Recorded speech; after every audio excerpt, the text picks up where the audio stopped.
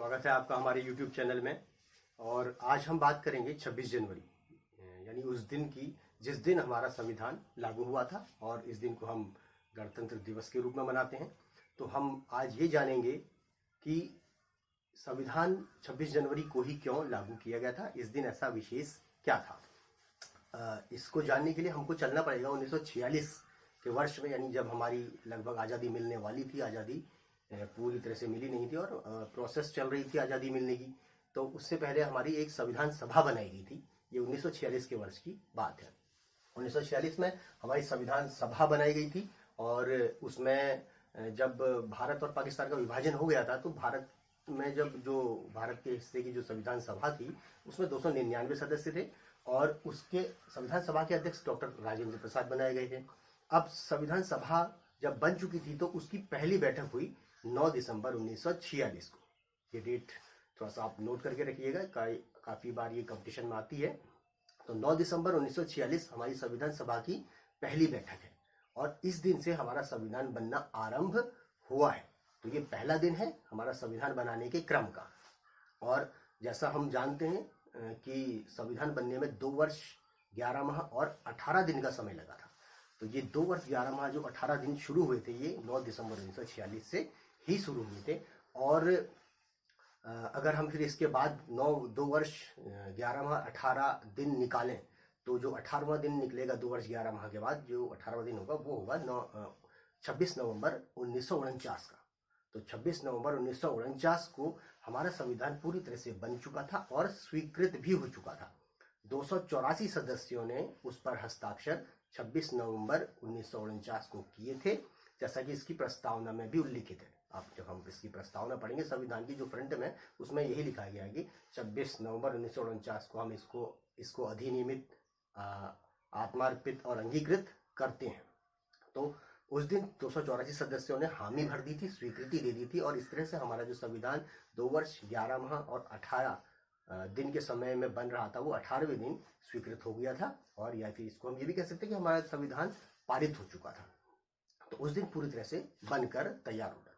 अब हम एक ऐसी विशेष तिथि ढूंढ रहे थे कि संविधान को हम उस विशेष तिथि को ही लागू करें, क्योंकि बड़ा काम बड़े दिन की करना चाहिए। उसके लिए भी कुछ हम लोग, जैसे शादी ब्याह के लिए हम कोई अच्छी विशेष तिथि ढूंढते हैं, तो संविधान जैसा जो कि एक सबसे बड़े लोकतांत्रिक देश का संविधान लागू होना था, उसके लिए एक विशेष दिन की हमको आवश्यकता थी। अब वो विशेष दिन हमको 2 महीने बाद, यानी कि 26 नवंबर जब 1949 को संविधान बना था, उसके 2 महीने बाद यानी कि 26 जनवरी 1950 को वो विशेष दिन हमें नजर आया।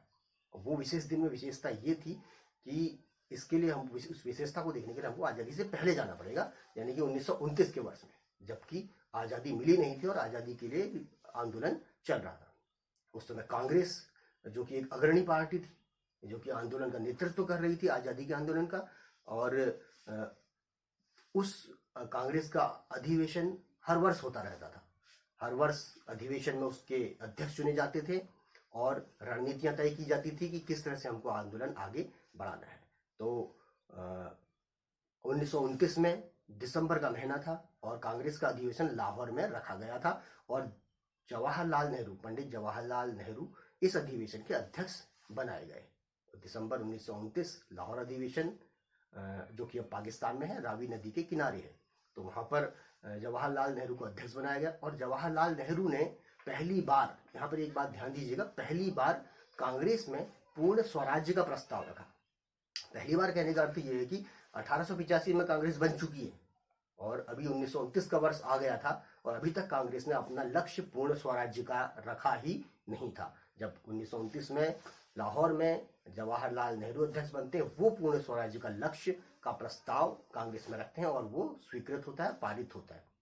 और इसी अधिवेशन में एक और चीज तय की जाती है कि हम एक विशेष दिन लेंगे, कोई भी एक तिथि तय कर लेंगे, और उस तिथि को हम स्वतंत्रता दिवस के रूप में मनाएंगे। हालांकि स्वतंत्रता उस समय मिली नहीं थी, लेकिन स्वतंत्रता दिवस के रूप में मनाएंगे, ताकि स्वतंत्रता को लेकर हर वर्ष प्रेरणा मिलती रहे। हर वर्ष वो दिन मनाया जाएगा स्वतंत्रता दिवस का, और हर वर्ष प्रेरणा मिलती रहेगी, इसलिए एक तिथि ऐसी तय की गई, और वो तिथि तय की गई 26 जनवरी की। तो दिसंबर 1938 में अधिवेशन हुआ और अगली जो 26 जनवरी की तिथि थी वो 1930, यानी कि कुछ एक माह भी पूरा नहीं था, एक माह बाद वो तिथि आई और 26 जनवरी 1930 को पहली बार जो ये प्रतीक स्वरूप जो स्वतंत्रता दिवस मनाया जा रहा है, पहली बार 26 जनवरी 1930 को मनाया गया। लाहौर में रावी नदी के तट पर तिरंगा फहराया गया और स्वतंत्रता दिवस के रूप में मनाया गया, एक प्रतीक स्वरूप में। और इसी तरह से हर साल फिर स्वतंत्रता दिवस मनाया जाता था ताकि आज़ादी के लिए, स्वतंत्रता के लिए हमको प्रेरणा मिलती रही। तो हर साल मनाया जाता था। अब मनाते मनाते 1947 का वर्ष भी आया और 1947 में जो हमको स्वतंत्रता यानी आज़ादी मिली वो मिली 15 अगस्त के दिन। तो हमारे लिए वास्तविक स्वतंत्रता दिवस हुआ 15 अगस्त। और अब जो 26 जनवरी का महत्व था, अब क्योंकि स्वतंत्रता दिवस तो हमारा 15 अगस्त था वास्तविक, तो 26 जनवरी का महत्व स्वतंत्रता दिवस के रूप में नहीं रहा, लेकिन केवल एक स्मृति के रूप में रहा कि इसको हम आज़ादी से पहले आज़ादी के दिवस के रूप में मनाते थे। हमको इस तिथि को भी सजो के रखना था अपनी स्मृति में।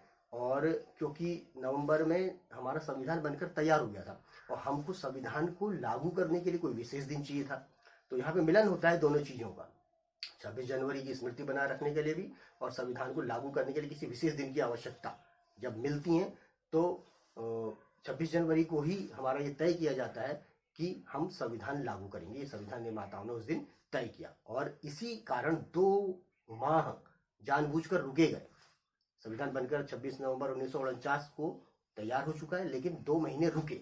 इसीलिए रुके कि 26 जनवरी जो विशेष तिथि थी और उसकी स्मृति अब आगे बनी रहे।